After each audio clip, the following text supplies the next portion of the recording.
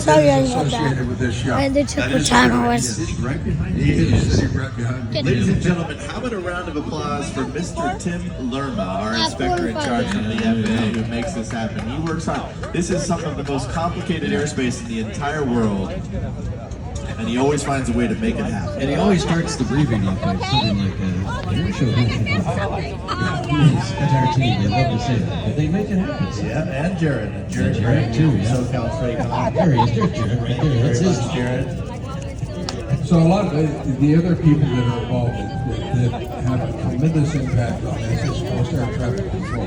You have SoCal Freight Con, you have the towers here, or John Wayne Airport, Long Beach There's Airport. no wet sand.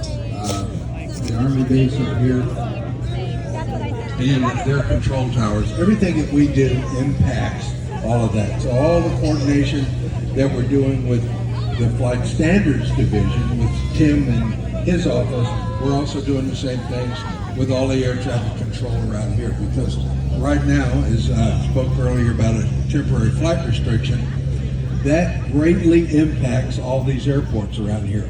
The air traffic controllers have to actually miss this 5-mile ring that's centered over us right now, up to 15,000 feet. So traffic that would normally go directly through this to the airports are actually being vectored around those particular, or this particular area right here, in order to protect the aircraft that are flying within that 5 miles. So all of this is a prerequisite for an air show to be approved, so to speak.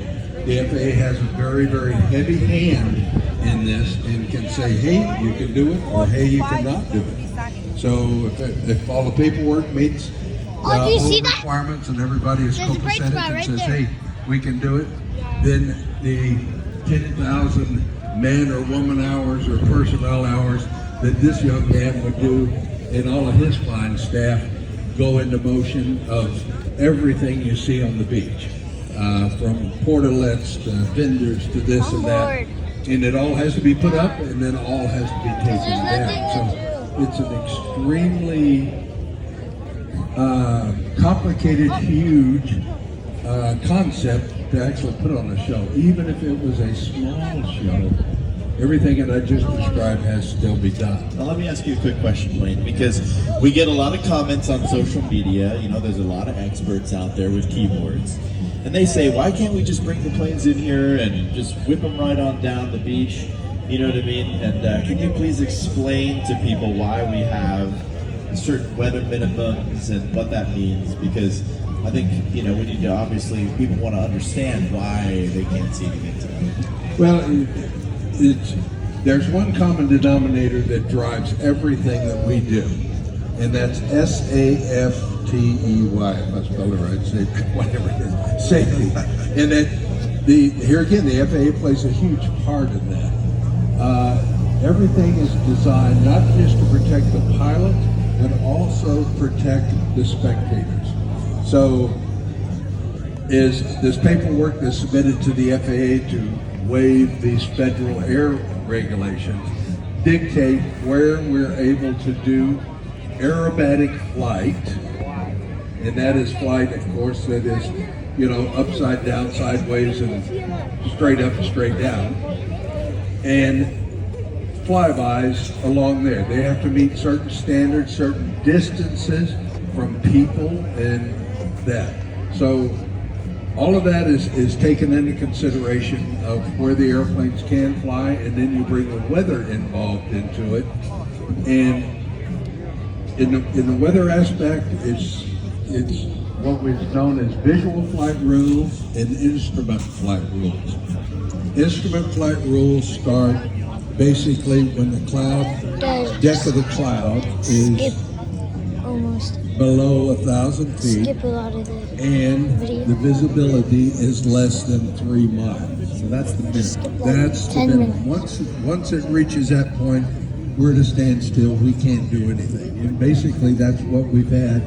We may have some good visibility, but we have an indefinite ceiling and so forth. So we didn't have the ceiling to actually do things, and that's why you heard the tops of it now. The tops of that ceiling as you heard the airplanes flying over, was actually 1,000 feet.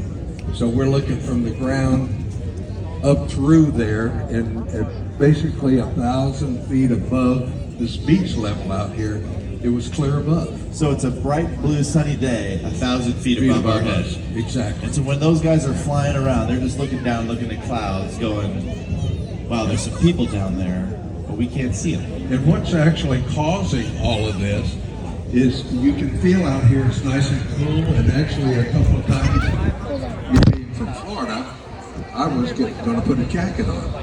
But above that wasn't a life jacket.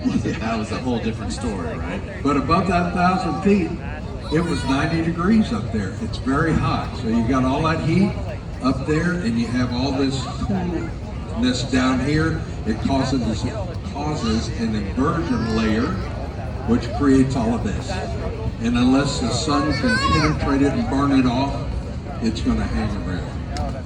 Well, we really appreciate all that information, man. So, what you're saying is, to summarize, is it's very complicated. There's a lot of people involved, a lot of regulation, and we don't just throw this up and come out here like cowboys and do whatever we want. Because our objective is to keep people safe and pilots safe.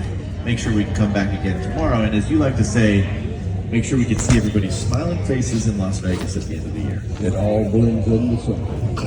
So it's all going to blend into Sunday, ladies and gentlemen, and I think with that, we're going to hand it back to our little buddy over here, Mateus Jolly. And he had a lozenge, and I've never heard him be quiet for 4 minutes. That was pretty incredible, so good job, man. Wayne Boggs. The celebrity air boss, Yeah. Wayne Boggs. Follow him on Netflix. That's right. The Air Boss. Incredible show talking about Wayne doing what Wayne does. Vietnam vet, too. Vietnam veteran, incredible man. Used to work for the Federal Aviation Administration himself. That's right. You guys will never know. Well, Kevin, I don't know what to say. It's just one of those things, you know, the weather's going to do what the weather's going to do. Yeah, we'll be one, two. We'll see what we can get in here in a minute. I'm just 3:20.